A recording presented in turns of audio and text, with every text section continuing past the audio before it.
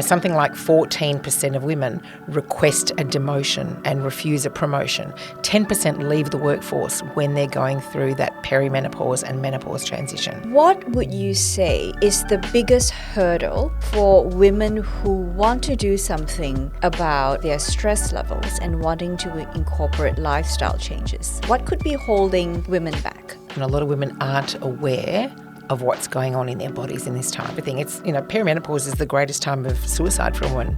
Can exercise and lifestyle changes affect that equation? Welcome to Core Magna Heart and Soul, where we dive deep into the topics that matter most to your heart, your health, and well-being. Kath Tsebelis is a physiotherapist with over 30 years of experience. Throughout her career, Kath has supported countless women through their pain, their injuries, and major life transitions. But what if I told you that Kath has also endured 8 hip surgeries, had to relearn how to walk 6 times, and lives with chronic pain, all while navigating the different biological changes that every woman goes through? In this video, Kath will share some practical tips on managing stress and heart health during perimenopause and menopause, and how the right type of exercises can help to transform a time of hormonal havoc into a smoother ride. Kath, thank you so much for joining us today. I've been really looking forward to having you on the show. Please, if you don't mind, share with us a little bit about your background and what is it that you do? Thank you, Amber. I've been really looking forward to this. And yes, we need hours. So we will speak quickly and try and condense it all into We'll this try short as best as we can. Exactly. I've been a physiotherapist for over 35 years and particularly interested in women's health. And I've been had my own practice for over 20 years now, where I have a physiotherapy practice but also a Pilates studio. So I kind of like teaching people to move and take ownership of their issues, which are no longer issues, but they come more as a rehab sort of and a maintenance from a maintenance perspective. And many have been coming for so many years. They're like my family, which is lovely. And then I have a second business called Vibrant Femmes, which is particularly tailored on women's health and well-being. I guess that came as a result of probably the last 5 or 6 years, noticing increased number of inexplicable injuries, particularly shoulders and hips and feet, like plantar fascia, fasciopathy and hip bursitis and shoulder issues that I couldn't actually explain as a clinician, particularly because I've been seeing these people, particularly women, for so many years. And I see them every week, and we do the shoulder stuff and we do the hip stuff and the feet, the feet things and the rehab and the exercises, and yet they were coming with different issues that didn't seem to be explained from a clinical perspective. I'd put my physio hat on and go, right, was there a shoulder injury? Did you fall? Did you lift something? So I asked all the questions that were particularly relevant in terms of my physio training, and yet nothing that didn't explain why they had these new symptoms. So I thought that was very strange. I thought, am I missing something? So I went down, the course of doing lots of professional development courses, hip courses, shoulder courses, feet and gait mechanics. And I thought, no, I'm not missing anything. Then I delved further into hormones and women's health and menopause. And I was absolutely staggered and strangely perimenopausal myself, strangely staggered to realise that hormones play such an impact on musculoskeletal injuries. And none of the gurus, the courses that I did mentioned hormones. So I think it's all very new. So I thought, okay, I'm onto something now. And it seemed to be the missing link with the clinical side of things and that weren't matching up. So the hormones then explained this increased incidence of these injuries that couldn't be explained any other way. So I've officially launched that program or business Oh, since congratulations. October. Thank you. Fantastic. Yeah. I was on World Menopause Day. I thought let's make it fitting. And so I now run workshops and education seminars for women as well. So combining all my hats, and I've done nutrition training as well. So And lifestyle changes as well. We've talked about this before. Yeah. And I've been teaching Pilates and fitness and aerobics since the Jane Fonda days, which makes me sound 5,000 years old. But I remember the Jane Fonda days. thank My you. mum and her girlfriends used to do it in our Your living mum? room. Yeah, no, hang on. But I wasn't that little, I'll tell you that. The leg warmers and all that sort of stuff. Yeah, The love it. neons. Yeah, the neons, Love the it. G-string leotards on top of the tights. What were we thinking? But anyway, so that's We've when moved on from those we have, days. thank goodness. So that's when I started teaching exercise. So putting it all together just makes total sense to me. So that's a very holistic approach that you're taking, from physio to nutrition to hormonal studies and things that we can do to sort of support ourselves as women, as you said, take ownership of our bodies and whatever it is we're feeling, whether physically or mentally. You talked about noticing injuries or pain or issues that are inexplicable, that are seemingly you couldn't put a finger on it before. But in your study on hormones, the different stages that women go through in life, would you say stress is a big factor that goes into that? Absolutely. So I think as a society, we are more stressed in general. So then women get stressed because, they can't explain, why does my shoulder hurt? I didn't do anything different. And, why does my hip hurt? Why does my body ache? If I had $1 for every time a woman comes in and says, I just feel so old, maybe I've got arthritis. And of course, they're Dr. Googling, which, always ends up disastrous. So, they're feeling aches and pains, and then they're getting stressed about that as well as all the environmental stuff and the roles and the multiple hats they need to wear as well. So they're getting stressed about issues, but the hormones are actually the stressful factor. So, we can't underestimate the effects of perimenopause in terms of a stress insult on the body in multiple ways, from a physical, mental, emotional, physiological perspective. So, the decline in hormones creates what we call the musculoskeletal disorders of menopause. So that does bring on the aches and pains. That does bring on the shoulder, hip, foot, wrist and ankle sort of pathologies as well, without any other predisposing factors. Wow, so that is a really interesting interaction between the biological stresses and then leading on to the psychological stresses, which then, of course, also cause all kinds of other health issues. So then, given your years of experience with this, Kath, would you say you're seeing more women come to you with stress-related and hormone-related health issues today as compared to, say, 10 years ago or 15 years ago? Yeah, absolutely. And I guess what's really interesting in my case that seems to be, particularly, unusual, but, advantageous is I've seen these women for the last 15 years. So they started with me sort of 15, 20 years ago, the same women that come in twice a week, And so 20 years ago, they might have come in with, low back pain, secondary to increased sitting or changing work or perhaps lifting something or, an actual isolated injury. And that's, been and gone and rehabbed and they're doing well and they're maintaining. And now all of a sudden, out of nowhere, there's these new injuries that are occurring that we couldn't until recently put a finger on.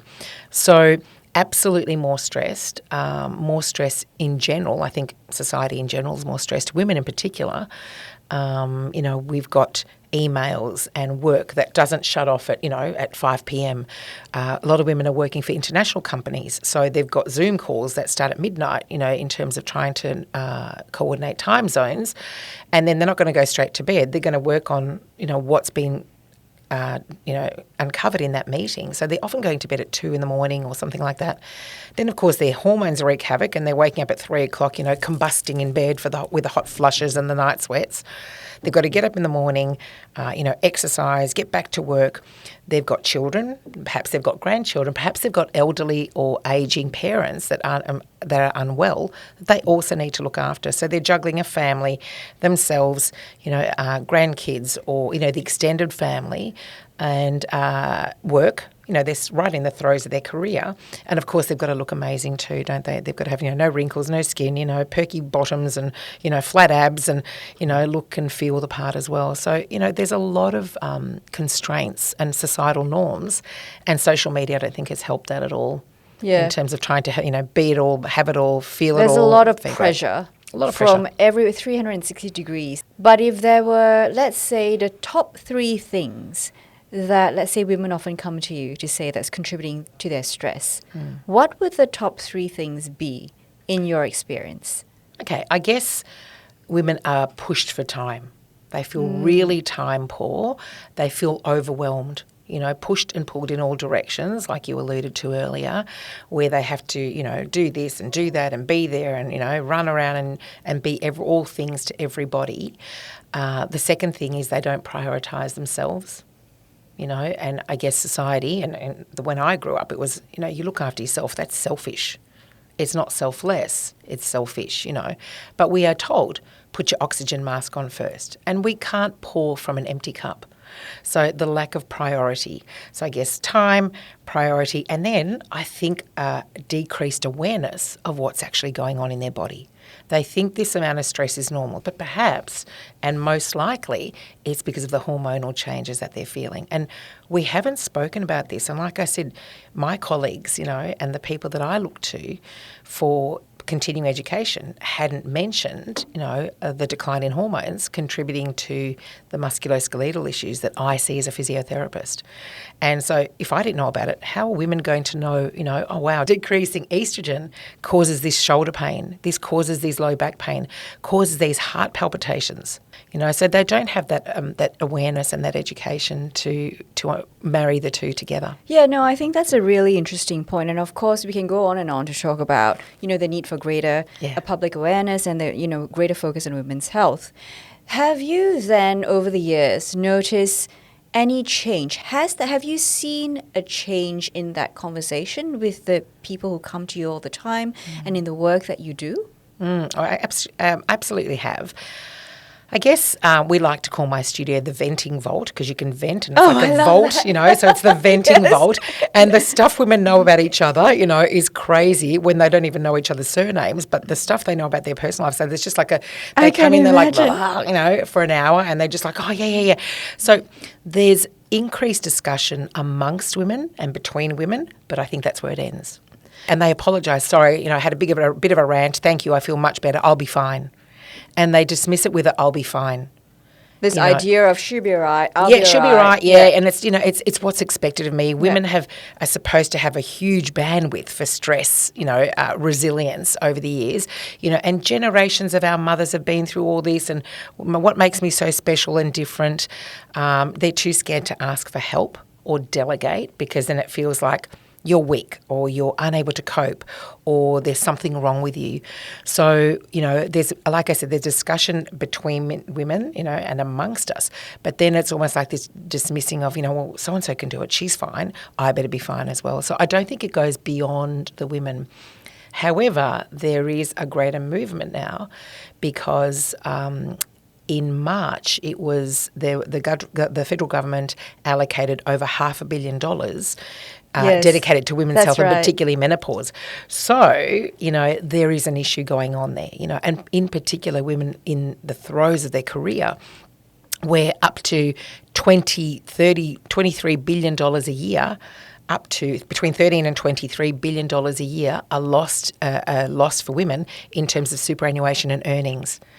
Something like 14% of women request a demotion and refuse a promotion. 10% leave the workforce when they're going through that perimenopause and menopause transition. That is shocking. 80% brain fog. And they just think, oh my gosh, I'm useless. I've lost it. I'm no longer capable. I'm a burden rather than being a return on investment. So let me just stop you right there to see that I understand this correctly because I'm a bit sort of shocked by this. Yeah. You're saying that women are taking themselves out of the workforce voluntarily because of the biological changes that they're going through very naturally.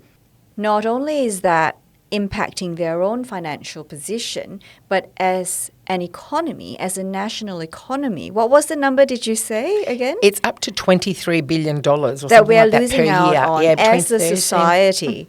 $23 billion. That's staggering. It is staggering. I Yeah. can't think of all the things that we can do. I mean, Of there's so many course. things we can do with $23 billion. Absolutely. Sorry, I'm going to make a correction there. I've just looked at my notes. Between $17 and $35 billion per year. So it's more. It's even more. It's worse. Don't fall off your chair. In lost earnings and superannuation. That's Australian statistics. So that's real and relevant. And so we don't even know yet the global statistics on this. No. So again, presumably Exactly. it's worse. It gets Exactly. worse. Yeah. So there's a huge missed opportunity there in terms of, women needing support and needing more help, and also not just amongst and between women, but as a society. Absolutely. Then do you think the conversation about menopause and perimenopause, do you think we should be having those conversations at a much younger age? Absolutely. I think women don't realise that from the age of 35 onwards, they might be entering perimenopause. From the age of 35. 35 onwards, so they might be entering perimenopause. Because it can be up to 10 years. So this is not a conversation then that I used to think I'll start having with my mum when I hit my, late 40s, early 50s. But it's something that we really should be having a chat about with the younger generation, I don't know, in their early 20s? Or should this be something that we incorporate even as we teach young girls about their puberty and about change? This should also be something that is incorporated. Absolutely. It's a cycle. You've got 3 cycles. You've got your pre-menopause, your peri, and then post-menopause. Menopause is actually one day on the calendar. We use it as a term to cover a period of time, but it's actually the one day on the calendar. Everything is peri prior to that one day that signifies 12 months after your last period, and everything after that day on the calendar is post. So there's really 3 cycles. Why not teach them that there is a gradual transition, and this is what your life will look like in terms of your hormones?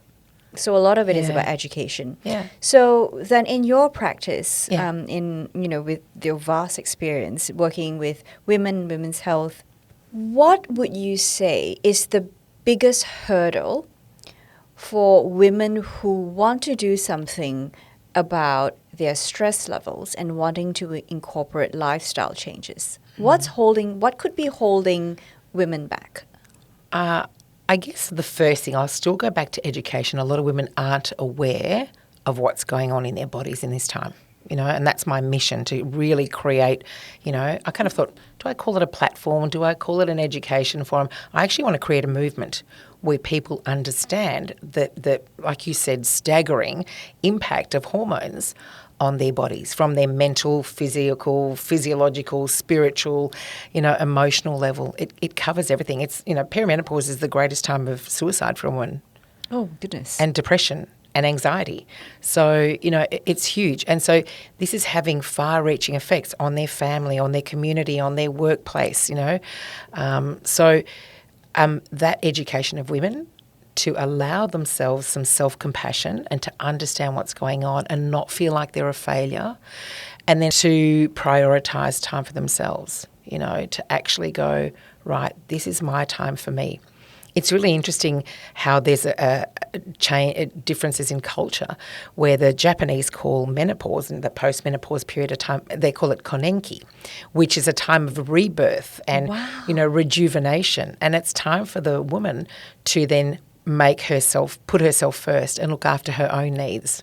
Oh, how lovely. Which is gorgeous. It's a lovely take on it, rather than feeling like, you're an old, has-been and you've been put out to pasture as well, like, you've been and done sort of thing. Like you're nearing expiry. Yeah, you're out of you're out of date. Yes, that's a lovely way. I think that's a lovely way to think about it, and it represents such a different mindset to actually go to this next phase where you prioritize yourself. I also really loved what you said about women not feeling like they're a failure. Yeah.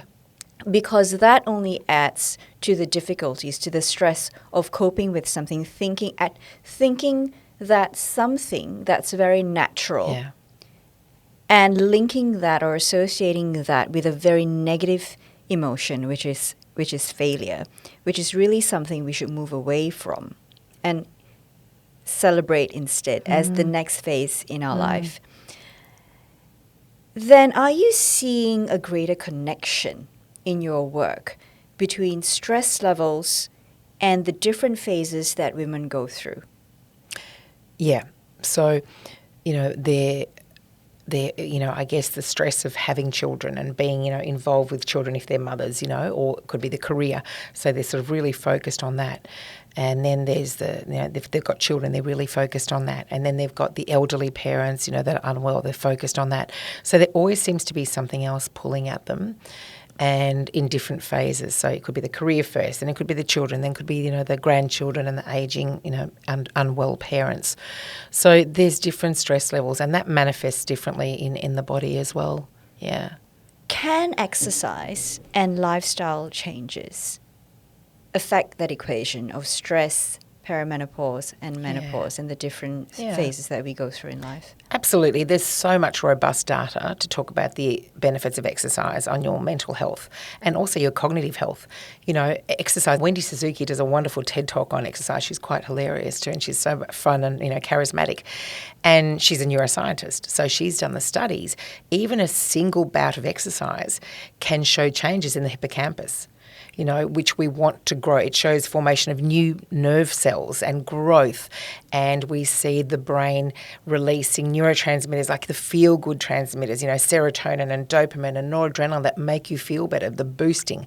There's something called BDNF, brain-derived neurotrophic factor, which also helps your mood as well. And we all know if you're in a stressed-out mood, which ironically the last thing you want to do is exercise. You just want, I'm just going to bury myself in Netflix and, chocolate on the couch.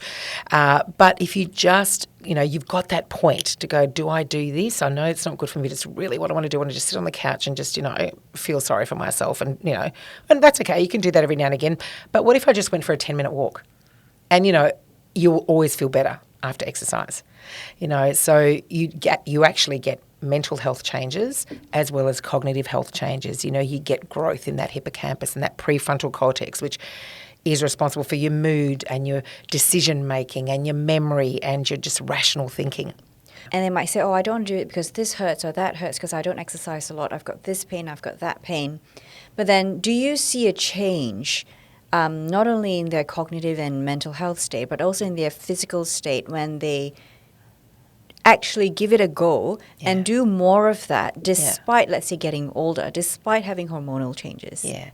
I think people say, unless you do it 50 minutes at zone 2, and this heart rate, you're not doing a good enough job. So there's too much expectation. Just go out for a simple walk. Walk to the next letterbox and then walk back again, if that's all you can do. And, try and look around you, be mindful, put on a podcast, put on your favourite music and try not to focus on what you can't do and just focus instead on what you can do. I've got, people with serious disabilities or recovering from surgery. And I myself have, recovered from 8 hip surgeries. So I've had to teach myself how to walk sort of 6 times in the last 10 years. Wow. And a serious spinal fracture, So I was flat on my back for months at a time. So I had to teach myself how to walk again. And it would be literally for me, walking to the letterbox of the next house, walking back again. That was it for the day. Then the next day I'd walk 1 letterbox one way, 1 letterbox the other way. And then I'd go 2 houses and 3, and eventually I could get around the block. Wow. And for someone that has been pushing herself all her life and, wants to get into this VO2 max zone and, lift this number of weight, it's really been humbling for me to go, you know what, this is all I can manage today, and that is great. So taking down that expectation and just being grateful for the very little you can do and going, well, you know what, that was better than not doing anything at all. So, I'm not going to say push through the knee pain. Just see what you can do. If you could do it, that's great.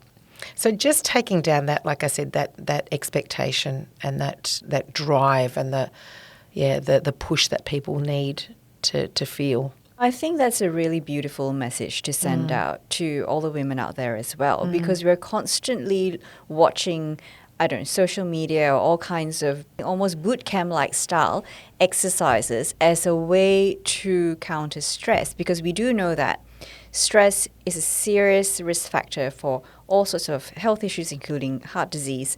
So the counter to that would be to exercise. Yeah. But then we're listening to all these very high-octane boot camp style exercises. Yeah. And many women might sit back and think, number one, I don't have time for that because I might have to prepare the kids' lunch boxes. I've got to do 10 different things that I've got to do before 8 a.m. Yeah. On top of that, I don't have the energy to go through that kind of very regimented routine.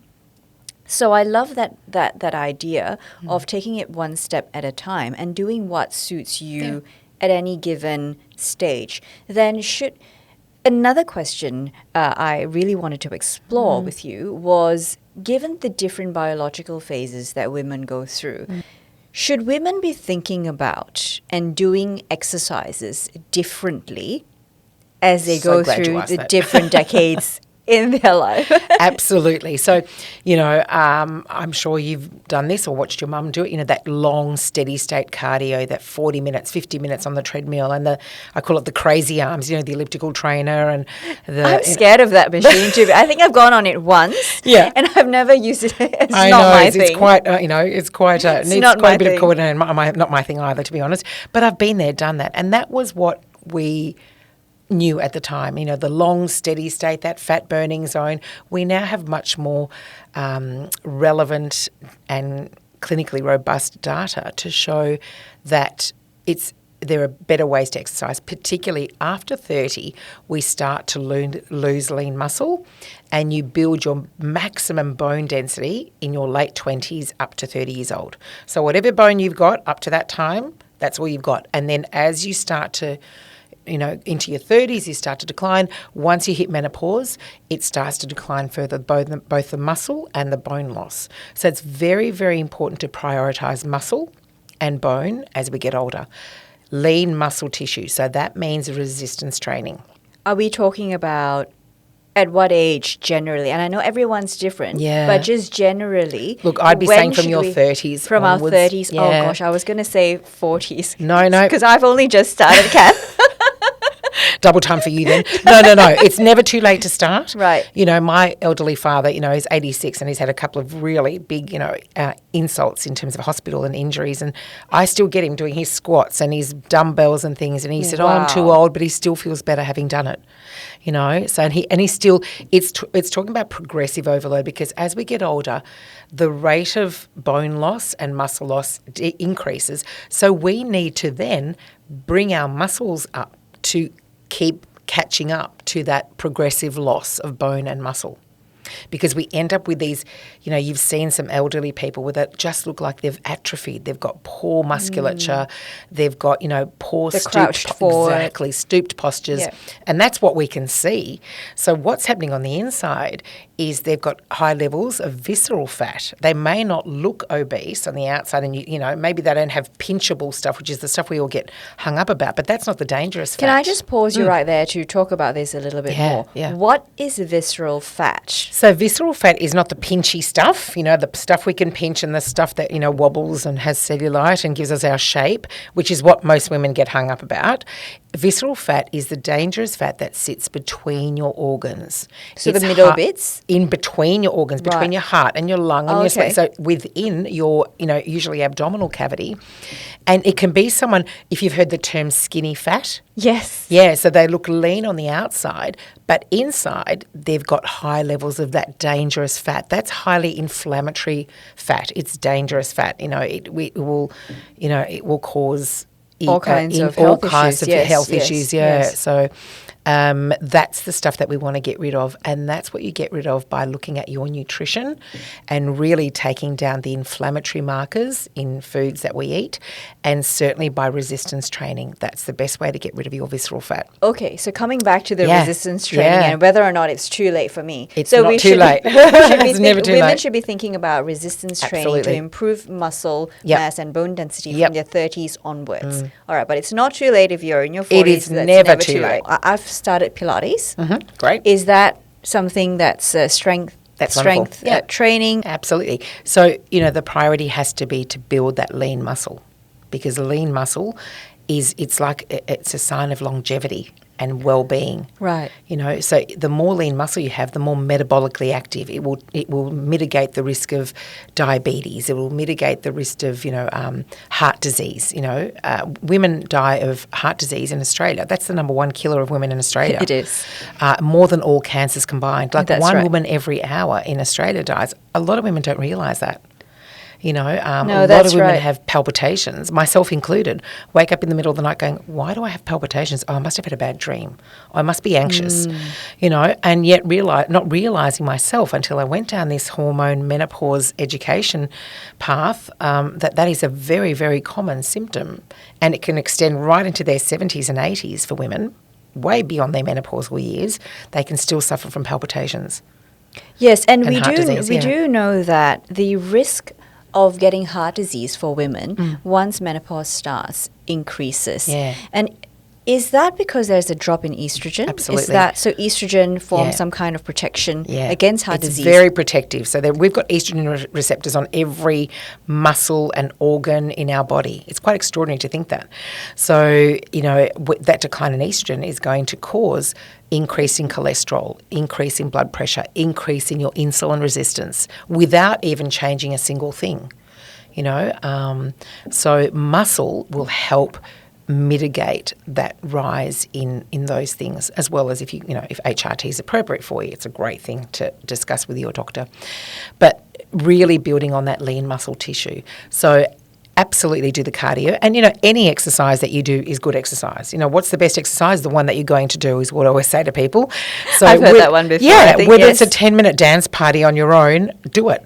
And if you need to sit the kids in front of a screen for half an hour, you are not the world's worst mother if you need to go into the next room and do an online exercise program. Do what works within your limits. And I'll give you a few little tips that I encourage women to do, every day. That's fun. And so we need to do some cardio, but now the research shows it's probably almost better to do some of that high intensity. So talking about something like 30 seconds all out, whether it's 30 seconds sprint or on the stationary bike, and then 1.5 minutes recovery. And even if you only do that 5 times, which is a total of 10 minutes, if my maths doesn't fail me, if you do that a couple of times a week, that's doable. You could run on the spot for 30 seconds and then just walk for a minute and a half, and you can do that up to 5 times. There's your 10 minutes of cardiovascular training. Do that a couple of times a week. That's usually enough to sustain your cardiovascular needs in terms of exercise. So it's not like you have to commit to a 5K run 3 times a week. Gosh, no. That's 10 minutes. 10 minutes, 2 or 3 times a week. And then strength training, your major muscles, and that can be 30 minutes. So it's about training smarter and not necessarily for longer. Yeah, more effectively. Kath, I'd love to ask you about someone who's really, really struggling because of all kinds of different things that they're going through in life, whether it's menopause, perimenopause, or whether it's external factors like work and family. They don't know how to incorporate exercise or lifestyle changes in order to cope with their stress as well as the different physical injuries that they have. What would you say to that? I think you've got to help them take the pressure off and not feel like they have to clean out the pantry, start a new regime, go buy the activewear. And, they're already overwhelmed to put in so many changes in every facet. And I usually break things down to 4 pillars. That's what I call. So there's hormones, there's nutrition, there's exercise, and there's lifestyle factors. I often help women, often they come to my workshops where there's a lot of information because I like to give them everything. And then we go, what can we work on this week? One thing, one of the pillars. Maybe it's we incorporate 5 minutes of meditation in the morning. And if you don't have time for 5 minutes of meditation, we need to look at your day. There's a wonderful app I use personally every morning called Insight Timer. And it's a free app, and it's got beautiful nature sounds or anything else that you want to do, and you put on your 5 minutes, you sit in your favourite chair, or you can even still be lying in bed. 5 minutes, set your day, just take that 5 minutes for yourself. That might be what we do in the first week. In the second week, we might do 5 minutes of exercise. That's it. We might go outside in the morning sunlight, Your sleep that night is determined by what you do first thing in the morning. Right. Get outside, get that light into your eyes, no sunglasses, and do 5 minutes of light therapy, and that will help set your circadian rhythm, which in turn helps your cortisol and melatonin, which have an inverse relationship. Wow. So you're saying our sleep routine actually starts from the moment we wake up. Absolutely. Because we see lots of things about, the sleep routine, go brush your teeth, when you switch off from your laptop, when you switch off from work. So that's way too late. Because you're saying what we do in the morning when we wake up determines how well we sleep or contributes to how well we sleep at night. Absolutely. And there's a 5, 10, 20-minute rule. So on a sunny day, you just need 5 minutes of light. On an overcast day, maybe 10. And on a darker day, maybe 20 minutes. And maybe that's the time you go for a walk around the block without your sunglasses on, listen to your music, 10, 15 minutes, and that will already, A, gets your movement in, B, gets your sunlight in, so your sleep hygiene already in. And maybe your meditation as well, if you wanted to listen to some music. That can be, walking can be moving meditation. People think they have to get into a lotus position and, block out all chant and block out all thoughts. We can't block out thoughts. But all you need to do is, as that thought comes in, and just go, I'm just going to focus on my breath. I kind of liken it to, I like this analogy. Let's say you're standing at Richmond Station, which is a huge station, lots of trains, There's stadiums everywhere. Exactly, and there's multiple platforms and there's lots of trains going in, going out. Well, you're not going to jump on every single train. You're going, this is my platform and I'm just going to let the trains go past, and when the time comes, I'll get on my train. So that's your meditation. Every thought comes in, you don't have to attend to it. You just go, I'm just going to let that go past. I'm just going to focus on my breath, and then when I need to attend to that thought, I will. I really love that visual. Yeah, it works, doesn't it? I really love that visual, and it's something that we can all relate to. We can all understand what it's like being on a huge train station or platform. So I think it's great. Yeah. I love that. I might experiment with that this weekend. Absolutely, because people say, I can't meditate, I can't clear my mind. Well, you're not supposed to clear your mind. Humans are too sophisticated. We can't clear our mind. Would you say that's a little counterintuitive to clear our mind? Yeah, it's not possible. All you can do is set one intention. Maybe it's your intention. Maybe it's a sound. People use so hum. People use a certain mantra. If you've been taught, in a transcendental meditation practice, you've got a particular mantra that's, specific for your needs.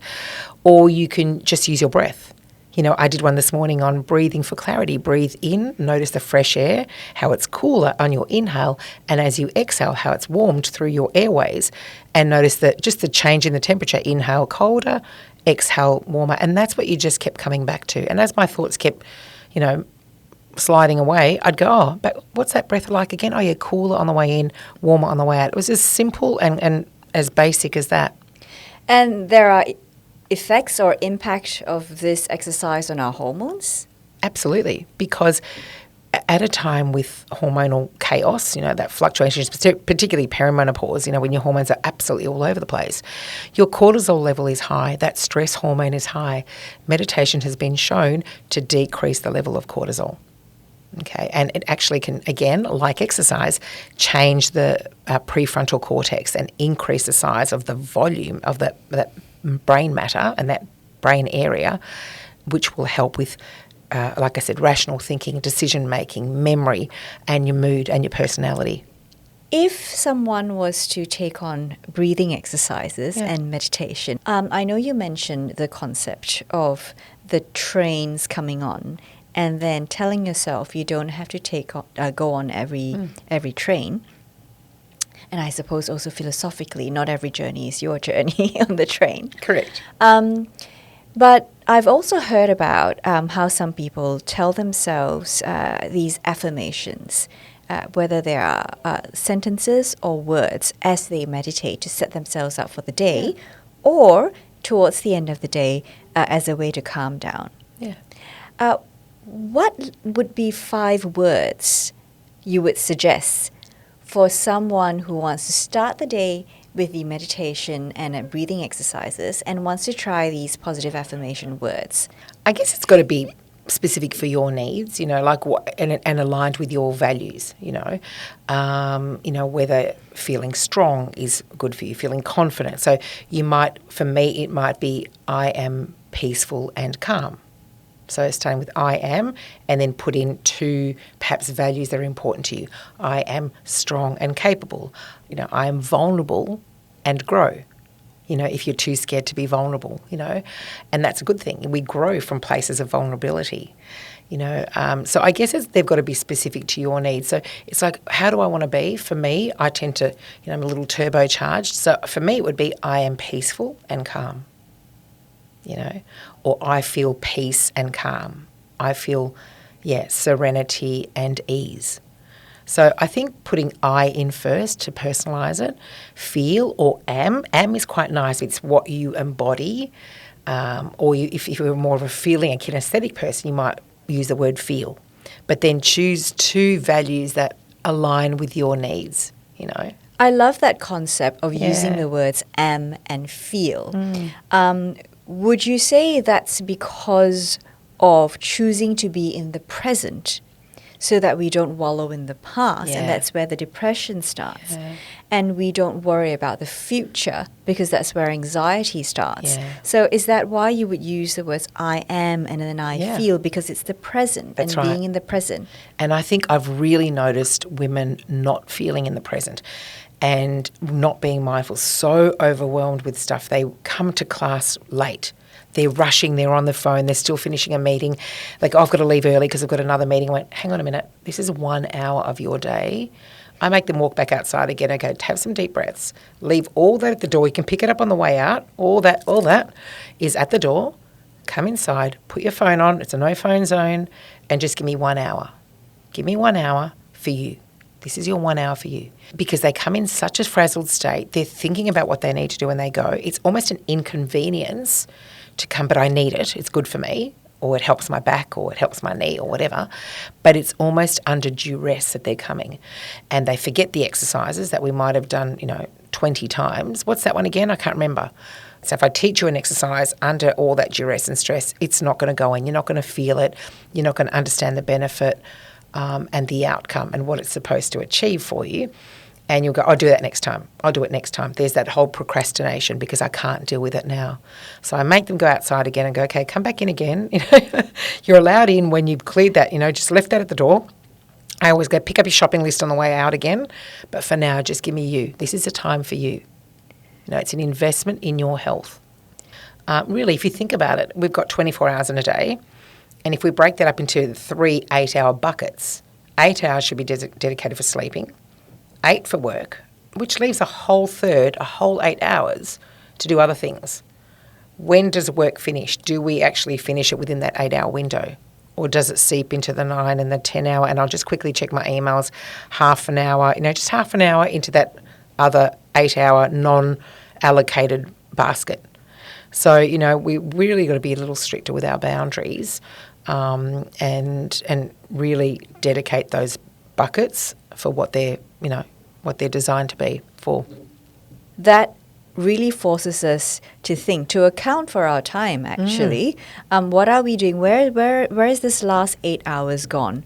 And are we really telling ourselves that in the 8 hours, we can't give ourselves 5 minutes, 25 minutes, 40 minutes, 1 hour Exactly. to prioritize ourselves? Even if it's 1 hour, which is decent, 1 hour of exercise a day, or 45 minutes, and then another 5 minutes or so of of meditation, and you've still got an extra 10 minutes in there. 1 hour, you've still got 7 left.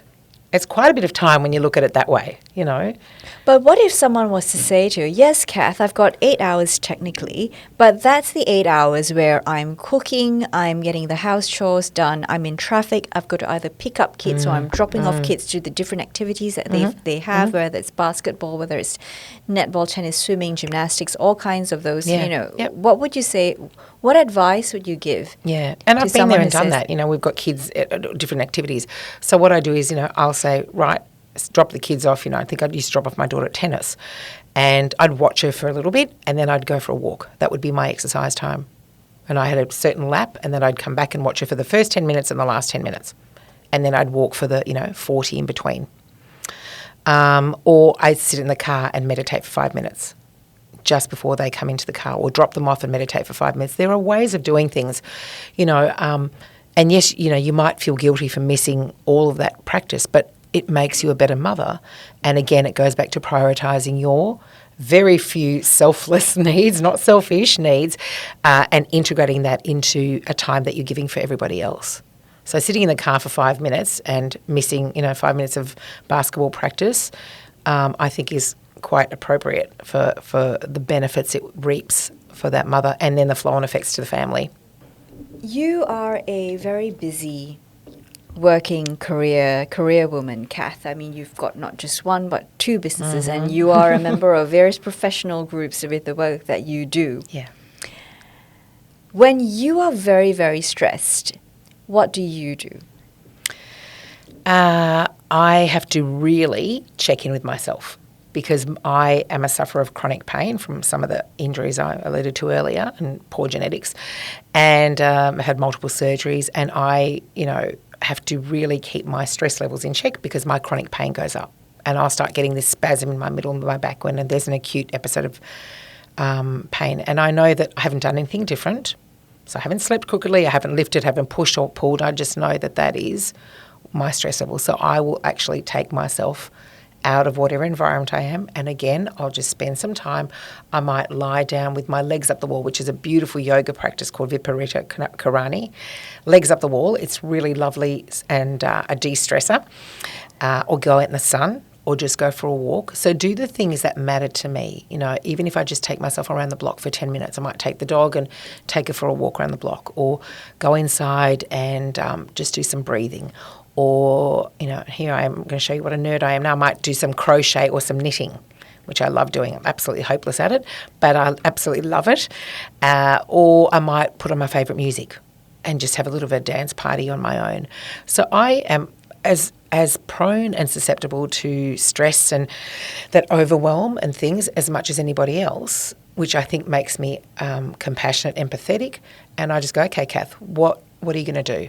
What would you tell somebody else to do? What helps you in this moment? And I have to physically take myself out and do what I know works for me. And I think it's important for everyone to find what works for them. Is it running a bath? Baths don't do it for me. But is it, asking for help? Can the kids put the dishes away tonight in the dishwasher? That's not a big deal, Is it reading a book? Is it just getting away into another room just to breathe? Is it, dog therapy or pet therapy or something like that? Yeah, so I have to take myself out and work out what takes me down a notch. What has been the most transformative experience you've had with one of the women who's come to you for exercise, lifestyle management and stress management? I've run a few workshops now, and I've had some wonderful feedback, and women are really actually relieved, because I often hear, what's wrong with me? I just don't feel like myself. I can't put my finger on it, but I just don't feel right, and I shouldn't complain because there's nothing wrong with me, and people have much worse issues than me, but I just don't feel quite right. So I think their understanding, their awareness, their education it gives them a sense of relief. Like, there's actually nothing wrong with them. They're not going mad. They're not getting forgetful. Their moods and their mood swings are explained. Where 1 minute they can be crying and the next minute they're on top of the world, and they're like, what is wrong with me? I feel like I'm, losing my marbles. So there's a real physiological reason for that. So they're relieved to hear it, and they're excited to make some changes. One woman, I guess, in particular comes to mind, where she came to one of my workshops, I think it was earlier this year, and then I did a couple of one-to-one sessions with her because she just didn't know where to start. So she's going through an awful separation. She's got, one of her children is not well. She's put on a lot of weight which compromises her mobility. She's puffed if she goes upstairs. She's in pain. Her knees hurt. She can't do the yoga exercises she's subscribed to online because she can't get up and down off the floor. So she sort of feels stuck. Her nutrition, she didn't know what to eat. What else was there? So she was really stressed, So we started slowly. And I gave her just some simple exercises to do, and I said, okay, instead of perhaps, she said, I love meeting a friend for coffee, and social connection is so important. Love meeting a friend for coffee. I said, oh no, why don't you meet your friend, do a lap of the park, and then have your coffee afterwards? So that was how we started, just sort of that incremental introduction into exercise. Now they do 2 laps of the park before they have a coffee. Oh, wonderful. Yeah. And then I gave her some easy nutrition tips. How about we just start with breakfast? Here are some 3 easy breakfasts. You can prepare them on the Sunday. Do 3 of them so they can, you don't have to have the same thing every day. Do 3 of the one recipe, 3 of the other recipe, and you've got almost your whole week covered. Easy. 10-minute preparation. And that took that pressure off her in terms of nutrition. So she started with, 10 minutes of meal prep on a Sunday. That got her nutrition underway. She started with 5-minute exercise, or 10-minute exercises. And then she also got the connection underway as well, which was good for her stress levels. The staggering amounts of loneliness in Australia as well. Even from 18 to 25-year-olds, particularly post-COVID and onwards, something like 60 or 70% of Australians report feeling lonely and socially isolated, which, of course, then has flow-on effects to their health as well. And then I gave her I showed her that timer, and she starts with a 5-minute meditation every morning. Just something to lift her spirits. And now in the 2 months she's done that, she already feels better. She's lost some of that weight, so she's a lot more mobile. She's excited, enthusiastic to continue. And I guess what's really important, particularly because she's a mum, she's a great role model for her kids. They were really upset to see her sort of languishing and depressed and not being able to help herself. And, they had their own health issues as well. So, they couldn't ask her for help because mum's struggling. How can we ask her for help? Now they're happy to see their mum taking ownership of her health, feeling better, looking better, being brighter, being a better mother, which makes them happy as well. And it's great for them to realise putting herself first hasn't meant that she's selfish and they've missed out. They've been happy to see her pick herself up and turn her life around as well. Yes, that's a lovely story that circles back to the notion of how important it is for us to take care of ourselves first so that we can take care of others. Yeah. But also following up on that, I love the idea that then her children are also learning this concept so that next time when they're overwhelmed, when they're stressed, that they are allowed or they should also go and look after themselves. Yeah. It's the same thing. Yeah. So, that lovely story sort of builds on that idea, taking it one step further. Yeah. And I think the other thing we haven't spoken about, Amber, is the pressure on women now to do it all and go through this difficult period of time, very, protracted. It can be 10 years that you're going through perimenopause. 10 years? Yeah, the average is 7. And that's perimenopause. And then, that's of course, the crazy menopause, hormone time. Right. And then, of course, the menopause starts after that. Yeah, which is a little more stable in terms of your hormones. They sort of flatline a little bit, but they're not crazy. And I think, again, it goes back to that education. When I tell people, I do menopause coaching, they go, I've been there, done that. I've been through the hot flushes, the night sweats. I'm at the other side now. And I think that's what our society has come to equate menopause with, or perimenopause, the hot flushes and the night sweats. Those 2 things. It's been reduced to just these 2 things. These vasomotor symptoms. Yeah. What my concern is, what's happening to your brain, your bones, your heart, and your visceral fat. What's happening inside your body. Those 4 things. And unfortunately, those 4 things can often be silently developing. We spoke about cardiovascular disease being quite a insidious sort of, onset and not feeling much. Women will present with, different symptoms to men. We don't have that crushing chest pain and arm pain that is characteristic of someone having a heart attack. Women might present with indigestion or nausea or increased fatigue, which could be anything else, and the bone density. 1 in 4 women now over the age of 50 are actually osteoporotic. Goodness. You think that number would reduce given the level of healthcare and nutrition? No, it's not. It's actually getting worse. And unfortunately, we don't get DEXA scans in Australia to a 65 or 70. Now, it's very hard to reverse osteoporosis once the numbers are quite established. So 1 in 4 women are over 50. So after my workshops, women go and almost have to have an argument with their GP to say, can I have a DEXA scan And they're saying, well, you have to pay for it out of pocket. They went, I don't care. And I have been gobsmacked at the women that I would probably put last on the list to suffer from bone loss in my practice that have said, I'm osteopenic. I've actually been in shock. These are women that weight train.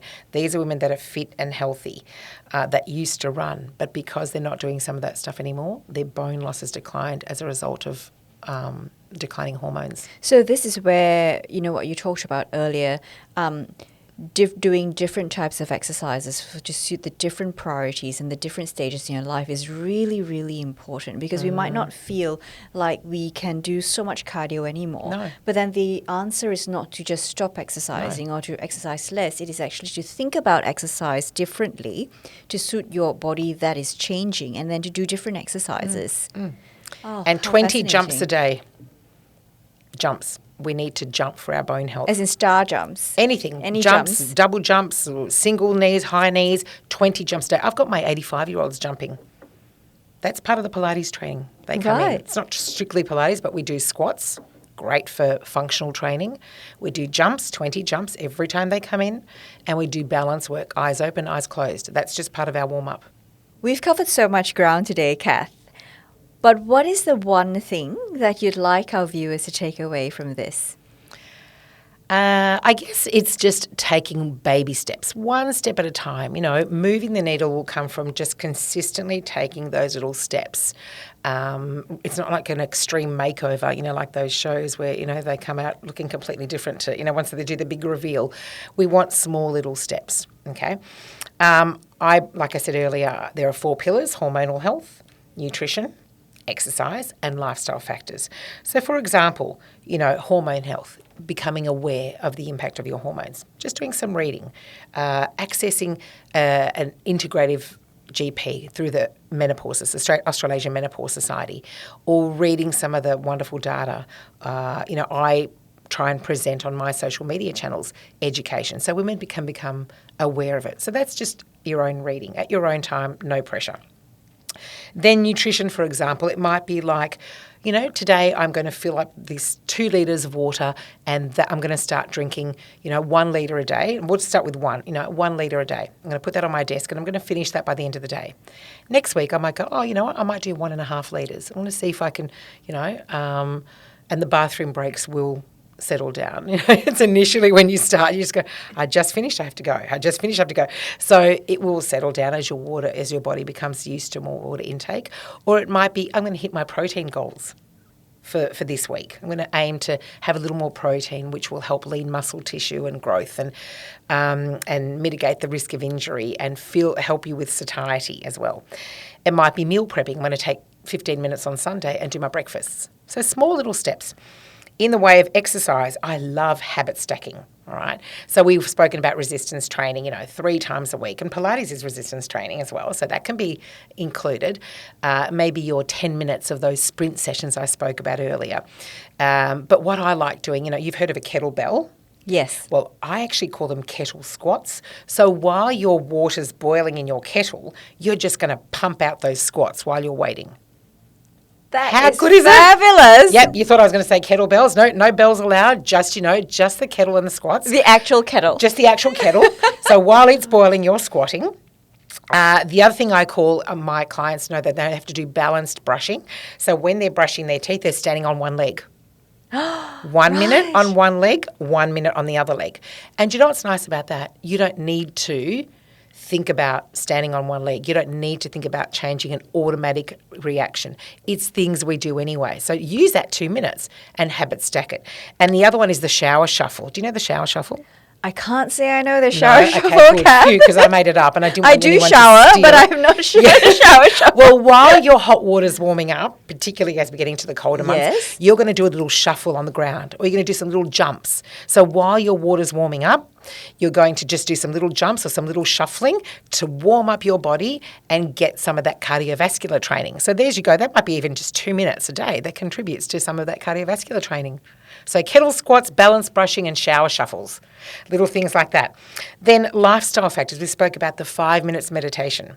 At night time, I do 5 minutes of meditation, and I set an intention for the day. I'm going to be kind to myself today. I'm going to have a rest in the middle of my busy day today, even if it's just 5 minutes with my legs up the wall, like I spoke about earlier in that lovely yoga pose. And then at night time, I just do 3 things I'm grateful for in the day. I just write them down. And it's a really nice way to go to bed. I've got that little notebook next to my bed, a pen, and I just write down 3 things I'm grateful for. And that's not hard to do. So in the morning, set an intention. I do my 5 minutes of meditation and I set an intention.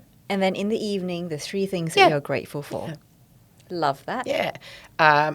Sleep. Use earplugs if I live on a busy main road and I have a husband that snores. So I've got the world's best earplugs, let me tell you. And a cool room is conducive to sleep. No more than sort of 18 degrees Celsius, 15 to 18 maximum. I've got an eye mask to block out the light. Again, live on a busy road. And earplugs. Already I've maximised my sleep by taking down some of those stimulating factors. That might be it. Sleep, stress. And then every day, try and connect with someone. Send a text, quick phone call. Hey, I'm thinking of you. That's all it might be.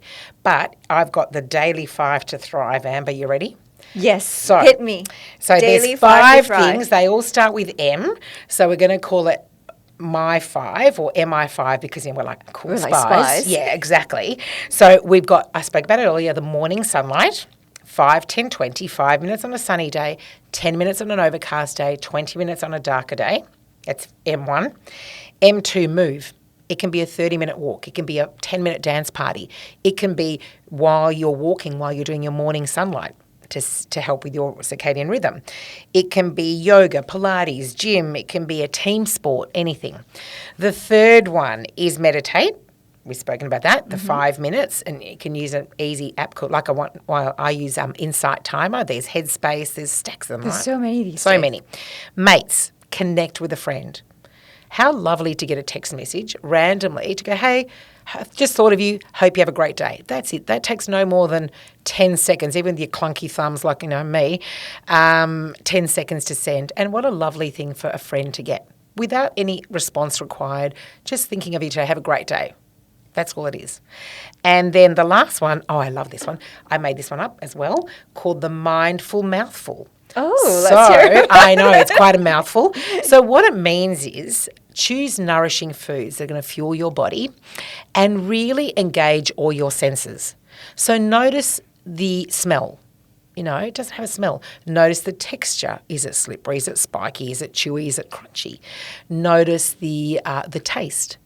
So really engage all your senses to nourish and enjoy what you're eating.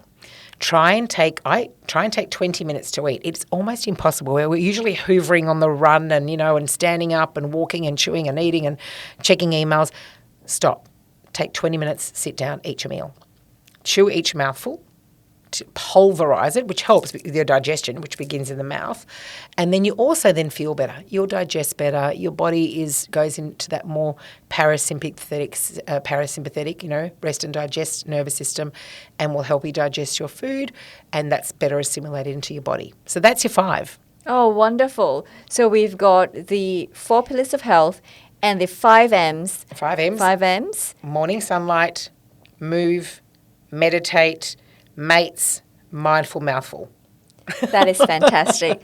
I mean, the topic of stress, women's health and heart disease, I feel like we're only really scraping. Yeah. We're only at the tip of the iceberg here. So thank you so much, Kath, for sharing your experience, your wisdom, your compassion with us on this topic. I've really, really learned so much. I'm definitely going to work on that strength training now that I know I'm about 10 years behind. No, you're not. You're starting, and it's just about chipping away at it consistently. But remembering at the same time to keep up with the cardio exercises, but just doing it in a different way. Yeah. Thank you so much, Kath. Thank you so much. Thank you.